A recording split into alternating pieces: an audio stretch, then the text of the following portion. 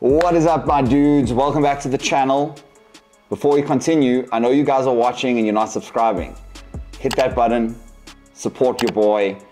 Today we are talking about the boogeyman. We're talking about PEDs. Now, a lot of people don't like to talk about this, but hey, this is a reality in bodybuilding and we have to discuss it. You know, this is akin to me of, schools not educating children on contraception. Guys are going to be taking gear whether we like it or not, and the best case scenario is that if you're educated about it, you're responsibly dosing, and you have some fundamental knowledge of how to implement it if you are. So, first pass here is how do we start and what is your base of the cycle? My opinion, testosterone is always your foundation. Why is it your foundation? Well, number one, if we acknowledge, as is considered pretty much fact today, that most androgens, most androgenic anabolic steroids are going to be accruing tissue at roughly the same rate, what we generally have to ask is what other benefits do they confer?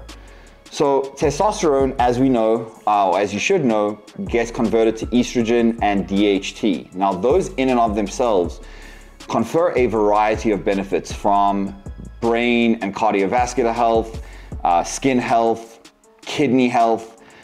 In terms of DHT, neuromuscular function, strength, cognition, libido.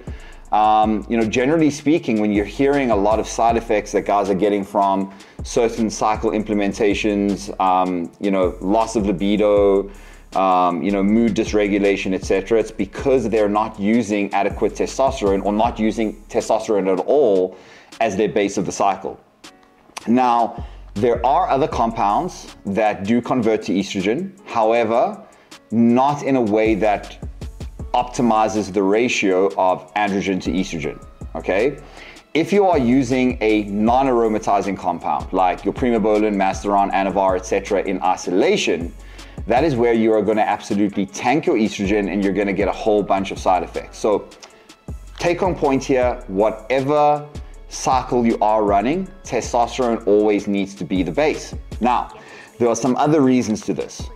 What we know is that testosterone is actually a pharmaceutical. So we have a lot of studies, we have a lot of data in terms of doses, dosing response, kind of, where the limit is in terms of side effects, what side effects you can expect, and then how to handle those in turn. We have the clinical data. And a lot of kind of designer steroids, we don't have that data. And that means that they are inherently more risky. With testosterone, generally it is fairly cheap. It is very rarely counterfeited, very rarely underdosed. And pharmaceutical grade test is actually quite readily available for most people that want to use it. So once again, just to kind of wrap up here and finish the general thinking, steroid use is a reality in bodybuilding and in sports in general.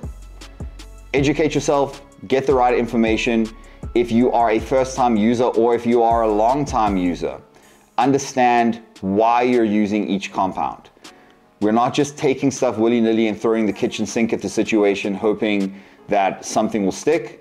There is a thought-out process in terms of why we're making these decisions, and using testosterone as your base of the cycle and adding in other compounds as necessary for their particular benefits is always going to be the way to go.